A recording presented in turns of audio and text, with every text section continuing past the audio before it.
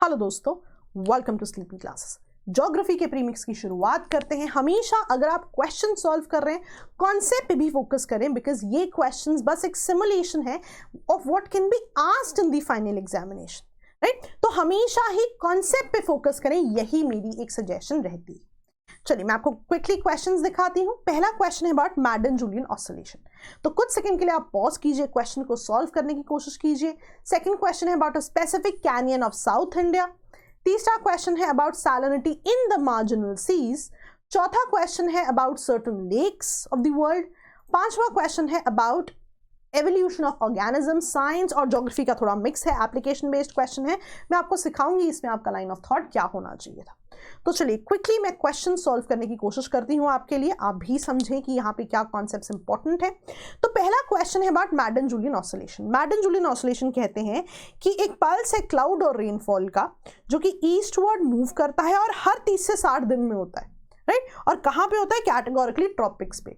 और ये जो जोन है ये मॉनसून की टाइमिंग और उनकी स्ट्रेंथ को भी मॉड्यूलेट कर सकता है। तो कुछ सेकंड के लिए पॉज कीजिए और आपका करेक्ट आंसर है both correct.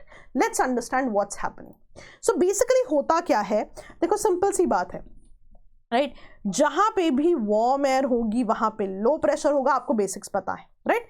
Warm air being lighter always goes up, right. ऊपर जाके क्या होता है? बादल बनते हैं और वहां पे हमेशा रेनफॉल होती है। इसके कंपैरिजन में हाई प्रेशर वाले जोन में हमेशा या एयर हमेशा क्या करती है? डिसेंड करती है। अब यहाँ बहुत ज्यादा रेनफॉल नहीं होगी बिकॉज हवा जो है नीचे की तरफ आ रही है। इसी के बेसिस पे एक जो है हम पूरा का पूरा अपना सेल बनाते हैं। सो बेसिकली क्या होगा, जहां भी लो प्रेशर होगा हवा हमेशा ऊपर की तरफ जाएगी, राइट। बादल बनते हैं और वहां पे होगी रेनफॉल। और हमें पता है एयर हमेशा डिसेंड करेगी जहां पर भी आपका हाई प्रेशर होगा। पर ये हाई प्रेशर पे जाने वाली हवा आती कहां से है? सो बेसिकली होता क्या है, जब वार्म एयर ऊपर की तरफ जाती है, ऊपर जाते जाते वो क्या हो जाती है? ठंडी हो जाती है। अब ठंडी हवा क्या करेगी? फैलेगी। सो बेसिकली यही हवा जो है ये फैलते हुए यहाँ पर आती है और डिसेंड करती है। और इस साइकिल को अगर हम पूरा करने की कोशिश करें, ये पूरा का पूरा साइकिल आपका एक सेल बना देगा। अब ये जो सेल है, राइट, ध्यान रखना, ये जो सेल है अगर मैं कुछ ऐसा बनाने की कोशिश करूं, एक तरफ लो प्रेशर एक तरफ हाई प्रेशर, यही सेल मूव करता रहता है in the tropics eastwards, right. कैसे? मैं आपको दिखाती हूँ। सो याद रखना, जहां जहां लो प्रेशर होगा वहां वहां क्या होगी? रेनफॉल, बिकॉज वहीं पे हवा ऊपर जाके बादल बनाएगी। हाई प्रेशर पे इतनी रेनफॉल नहीं होती बिकॉज एयर डिसेंड होगी। सो बेसिकली होता क्या है, ये जो आपका साइकिल है, ये जो आपका सेल है, ये मूव करता है towards east. It is called a travelling cell. अब ध्यान देना, आपको पता है इंडियन ओशन है, इंडियन ओशन का वेस्ट, इंडियन ओशन का ईस्ट। सिमिलरली पैसिफिक ओशन का वेस्ट और पैसिफिक ओशन का ईस्ट। तो ये जो सेल है ये बेसिकली मूव करता है from west to east, right. West to east ही क्यों मूव कर रहा है? बिकॉज अर्थ की जो रोटेशन है वो इसी तरफ से होती है। तो ये सेल जो है रिकर होता है, ये सेल शुरू होता है वेस्टर्न इंडियन ओशन से लेके, यहां से शुरू होके, और जब ये ईस्टर्न पैसिफिक ओशन में पहुंचता है तो ये फिजल आउट हो जाता है। तो ये शुरुआत होना फ्रॉम हियर टू हियर, शुरुआत होना and then fizzling out in the eastern Pacific Ocean, ये पूरा का पूरा जो मैकेनिज्म है ये होता है 30 to 60 डेज में। एंड डिपेंडिंग अपॉन कितने दिन में हो रहा है, ये मॉनसून को इंपैक्ट करता है, right. So basically her 30 to 60 days में ये होता है। ध्यान देना, जब आप एल नीनो ला नीना की बात करते हो तो वो ज्यादा अमाउंट ऑफ टाइम के लिए होते हैं, तभी आप देखते हो एल नीनो ईयर ला नीना ईयर कहते हैं। लेकिन मैडन-जूलियन ऑसिलेशन जो है वेस्टर्न इंडियन ओशन से शुरू होके it fizzles out in the eastern Pacific Ocean, और ये पूरा मैकेनिज्म हर 30 से 60 दिन में होता है। कैटेगोरिकली कहाँ? ट्रॉपिक्स में देखा जाता है। तो अगर मैं पहला ऑप्शन देखूं, ये क्लाउड और रेनफॉल लेके आएंगे जहां जहां लो प्रेशर होगा, वेस्ट टू ईस्ट यानी कि ईस्टवर्ड मूव करते हैं, हर 30 से 60 दिन में होते हैं, और कहां पे? ट्रॉपिकल जोन्स में होते हैं। नाउ लेट्स अंडरस्टैंड ये रेनफॉल कैसे लेके आते हैं। मॉनसून तो बेसिकली रेनफॉल की बात कर रहा है। सो बेसिकली होगा क्या कि ये जो आपका सेल मूव कर रहा है, राइट, धीरे धीरे मूव करते करते फिजल आउट हो जाएगा। तो इस सेल में जहां जहां पे लो प्रेशर जाएगा, राइट, वहां वहां पे क्या होगी? रेनफॉल होगी, right, with in 30 to 60 days. ठीक है। अब देखो इंडियन मॉनसून पे इंपैक्ट देखते हैं इसका। आपको पता है इंडिया में मॉनसून 3 से 4 महीने का होता है, राइट। अब मान के चलो कि मैं कह रही हूँ कि 4 महीने का मॉनसून है, राइट। हर महीने में कितने दिन होते हैं? ऑन एन एवरेज हम 30-31 लेके हम 30 दिन ले लेते हैं एवरेज, राइट। तो अगर ये पूरा का पूरा mechanism, right, starting from here and fizzling out here 30 days में हो, राइट, तो इंडिया के ऊपर जो है लो प्रेशर, यानी कि इंडिया के ऊपर जो ये पूरा का पूरा सेल आए और लो प्रेशर वाला जोन है, अगर ये 30 डेज में हो तो कितनी बार आएगा? 30 30 30 30 4 बार। इसका मतलब है 4 बार इंडिया पे लो प्रेशर आया तो इंडिया में रेनफॉल उतनी ही ज्यादा बढ़ जाएगी। लेकिन अब मान लो ये पूरा मैकेनिज्म जो है 40-50 दिन में हो, कि ये जो एक साइकिल है starting from here to here 50 दिन में हो, 60 दिन में हो, तो क्या होगा? अगर 60 दिन में हुआ तो 2 महीने में एक बार इंडिया पे वो सेल आएगा। एक बार मतलब एक ही बार बारिश, फिर दूसरी बार अगेन एक ही बार बारिश। तो ये कंसर्न रहेगा। अगर हर 30 दिन में आता रहेगा तो 30 दिन में इंडिया पे लो प्रेशर बारिश, फिर 30 दिन में इंडिया पे लो प्रेशर बारिश। लो प्रेशर आने का मतलब है कि ये जो पूरा साइकिल है वो इंडिया पे आएगा और इंडिया पे जहां लो प्रेशर आएगा वहां पे क्या होगी? रेनफॉल। ठीक है जी, ये चीज आपको समझ में आई, राइट। सो बेसिकली ये जो है अगर 30 दिन में हो तो मॉनसून्स जो है बेटर हो जाएंगे, रेनफॉल ज्यादा होगी, और यही अगर लंबा ड्यूरेशन हो जाए तो रेनफॉल कम होगी।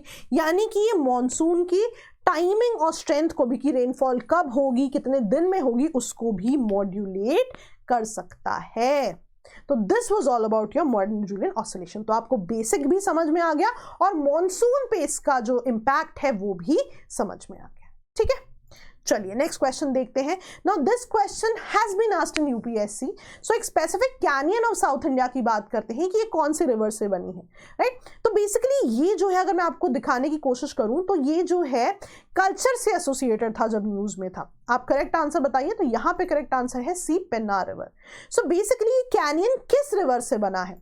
सो जो है लास्ट ईयर ये न्यूज़ में था जब आपको यूनेस्को टैग की बात हो रही थी कि इस रीजन के लिए आंध्र प्रदेश जो है इस कैनियन के लिए यूनेस्को टैग जो है लेने की बात कर रहा है। लेकिन इसके पीछे जो ज्योग्राफी का पार्ट था कि एक्चुअली ये कैनियन किस रिवर के एक्शन से बना है, उस पर सवाल आया है। तो हमेशा मैं कहती हूँ बैकग्राउंड जरूर पढ़ें।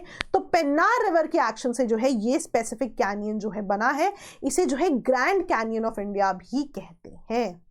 ठीक है जी, चलिए next question is about salinity of certain marginal seas.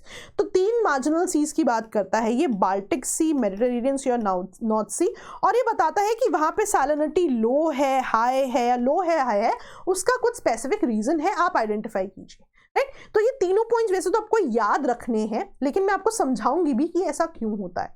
तो आपका करेक्ट आंसर है यहाँ पे ऑल द अबव करेक्ट। तो ना मैं आपको थोड़ा सा सैलिनिटी के बारे में बताती हूँ। तो देखिए बहुत सिंपल है, सैलिनिटी ज्यादा होने का मतलब है कि सॉल्ट कंटेंट बहुत ज्यादा है। अब इमेजिन करो कि पानी है और पानी में बहुत ज़्यादा इवेपोरेशन हो रही है। इवेपोरेशन कब होगी? जब बहुत ज़्यादा हीटिंग होगी, सन की रेज बहुत ज़्यादा है, हीटिंग बहुत ज़्यादा है, तो मेजॉरिटी पानी जो है इवेपोरेट हो जाएगा। अब पानी इवेपोरेट हो गया तो पीछे क्या रह गया, राइट। ओशंस की बात कर रही हूँ मैं, सीज की बात कर रही हूँ, पीछे रह जाएगा आपका सॉल्ट। तो पानी इवेपोरेट हो गया, पीछे बहुत सारा सॉल्ट रह गया, तो यहाँ पे सैलिनिटी क्या होगी? इंक्रीज हो जाएगी, क्योंकि अब जो है थोड़े से पानी में बहुत ज़्यादा सैलिनिटी है। अब अगर मैं इस स्टैंडर्ड कंडीशन में इस पानी में ऑलरेडी सॉल्ट है और ज़्यादा पानी ऐड कर दूं, राइट, और ज़्यादा बाल्टी से पानी डाल दूं, और ज़्यादा रिवर्स का पानी आ जाए यहाँ पे, और ज़्यादा जो है नहरों से पानी आ जाए, राइट, तो पानी बढ़ता गया लेकिन सॉल्ट उतना ही है। तो पानी भी यदि फ्रेश रिवर्स से, फ्रेश वाटर लेक से किसी एक वाटर बॉडी में ऐड होता जाएगा तो पानी तो बढ़ गया लेकिन सॉल्ट कंटेंट उतना ही है। सो बेसिकली उतने पानी में क्या होगी? सैलिनिटी डिक्रीज हो जाएगी, बिकॉज सॉल्ट तो उतना ही है लेकिन पानी बहुत ज्यादा बढ़ गया, तो अब सैलिनिटी क्या हो गई? डिक्रीज हो गई। तो एक जनरल रूल क्या होता है कि जो भी रीजन्स इक्वेटर के आसपास है, अटलांटिक ओशन ले लेते हैं, कि अटलांटिक ओशन का जो इक्वेटोरियल जोन है वहां पे क्या होगा? इवेपोरेशन बहुत ज्यादा होगी। तो जितनी इवेपोरेशन होगी, पानी इवेपोरेट हो जाएगा, पीछे क्या रह जाएगा? सॉल्ट कंटेंट रह जाएगा। तो अटलांटिक ओशन का जो इक्वेटोरियल जोन है वहां की सैलिनिटी हमेशा बढ़ी हुई रहेगी, बिकॉज कांस्टेंट इवेपोरेशन चल रही है। इसके अलावा मान लीजिए जो अटलांटिक ओशन का जोन है जो नदर्न या सदर्न टाइप है, वहां पे आप देखोगे कॉन्स्टेंटली आर्कटिक या अंटार्कटिक से जो फ्रेश वाटर है वो आता रहेगा, राइट। आइसबर्ग्स मेल्ट हो रही है, फ्रेश वाटर आता रहेगा, तो वहां पे क्या होगा कि पानी कॉन्स्टेंटली ऐड होता गया, सॉल्ट उतना ही है। तो सैलिनिटी क्या है कि अल्टीमेटली सॉल्ट कंटेंट की बात हो रही है, तो सैलिनिटी वहां पे डिक्रीज होती जाएगी। ये एक जनरल कंडीशन है। Now this might be true for all the marginal seas, जो छोटे छोटे सीज हैं like Mediterranean sea, Caspian sea, और might not be true, right. तो आपको जो है याद रखना है, बिकॉज कभी भी सैलिनिटी पे इवन मेंस पे क्वेश्चन है तो एक्सेप्शंस आपको लिखने हैं। अब इसी चीज को अगर मैं मेडिटेरेनियन सी में कहूं, मेडिटेरेनियन सी में बहुत ज्यादा इवेपोरेशन होती है, उसका कैरेक्टरिस्टिक्स है जो एस्टैब्लिश किया गया है in due course of time. अब बिकॉज बहुत इवेपोरेशन है, पानी इवेपोरेट हो गया, पीछे क्या रह गई, सॉल्ट कंटेंट रहेगी, सैलिनिटी बहुत ज्यादा है। सो that is what it says कि मेडिटेरेनियन सी की सैलिनिटी ज्यादा है बिकॉज कॉन्स्टेंटली इवेपोरेशन हो रही है। इसके कंपैरिजन में, राइट, ध्यान देना, इसके कंपैरिजन में बाल्टिक सी में बहुत ज्यादा रिवर्स का पानी ऐड हो रहा है, राइट। बाल्टिक सी में मैं आपको दिखाती हूँ, बाल्टिक सी में कहते हैं बहुत ज्यादा रिवर्स का पानी ऐड होता है। अब जितना सॉल्ट कंटेंट ऐड होता गया, सॉरी, जितना रिवर्स का फ्रेश वाटर ऐड होता गया, उतना क्या हो गया, पानी तो बढ़ गया लेकिन सैलिनिटी कम हो गई। So that is what is happening with Baltic Sea की रिवर का वाटर तो बढ़ता जा रहा है लेकिन सैलिनिटी घटती जा रही है। ऑन द कॉन्ट्ररी, अब ध्यान देना, ये एक तीसरी कंडीशन बन गई, राइट। नॉर्थ सी, अब नॉर्थ सी में भी रिवर्स आनी चाहिए, लेकिन नॉर्थ सी में एक जो है आपकी नॉर्थ अटलांटिक ड्रिफ्ट आती है, राइट। नॉर्थ अटलांटिक ड्रिफ्ट आप ओशन करंट्स में बढ़ते हो। ये नॉर्थ अटलांटिक ड्रिफ्ट है, ये अपने साथ अटलांटिक ओशन का सॉल्टी वाटर लेके आती है। तो इमेजिन यहां पे जब रिवर्स आ रही थी, ये अपने साथ फ्रेश वाटर लेके आ रही थी, तो जितना फ्रेश वाटर ऐड हुआ सैलिनिटी कम हो गई। लेकिन नॉर्थ सी में नॉर्थ अटलांटिक ड्रिफ्ट बहुत ज्यादा अटलांटिक ओशन का सलाइन वाटर ले आती है, अपने साथ बहुत सारा सॉल्ट ले आई। तो एक रिवर है, उसमें और ज्यादा सॉल्ट वाला पानी डाल दोगे तो अल्टीमेटली क्या होगा, सॉल्ट इंक्रीज हो जाएगा, सैलिनिटी भी बढ़ जाएगी। सो बेसिकली नॉर्थ सी में हाई सैलिनिटी क्यों है, बिकॉज नॉर्थ अटलांटिक ड्रिफ्ट और ज्यादा सलाइन वाटर लेकर आ रही है। तो ये तीनों स्पेसिफिक कंडीशंस हैं, राइट, कैटेगोरिकली किसकी, कैटेगोरिकली मार्जिनल सीज की। तो ये आपको मीन्स में भी ऐसा क्वेश्चन आ सकता है कि दुनिया में सीज की सैलिनिटी कैसे बढ़ती घटती है, उसमें भी आप ये आंसर लिख सकते हो, और ये चारों एग्जाम्पल आप लिख सकते हो, ठीक है। चलिए, तो all three are correct. Next question देखते हैं। वर्ल्ड लेक्स के बारे में आपको बताना है, तीनों में से इनकरेक्ट कौन सा है, lake Baikal, Victoria, lake Ladoga and lake Titicaca. तो यहाँ पे इनकरेक्ट है थर्ड ऑप्शन, राइट। मैं आपको दिखाती हूँ, lake Baikal, right, Russia, lake Ladoga Russia, lake Victoria Africa, lake Titicaca south America, right. तो इनको जो है आप याद कर सकते हैं। चलिए मैं क्विकली आपको लास्ट क्वेश्चन दिखाती हूँ। So the last question says, इनमें से कौन सा ऐसा फिनोमेना है जिसने इन्फ्लुएंस किया होगा evolution of organisms, continental drift या फिर ग्लेशियल साइकिल्स। कुछ सेकंड के लिए पॉज कीजिए और आपका करेक्ट आंसर है बोथ ऑफ द अबव। दोनों ने ही जो है एवोल्यूशन ऑफ ऑर्गेनिजम्स को जो है इन्फ्लुएंस किया होगा। कॉन्टिनेंटल ड्रिफ्ट तो आपको पता है, कॉन्टिनेंट्स एक जगह थे फिर दूर होते गए, तो डेफिनेटली अगर कोई ऑर्गेनिजम्स थे तो वो भी ड्रिफ्ट के साथ साथ मूव हुए होंगे।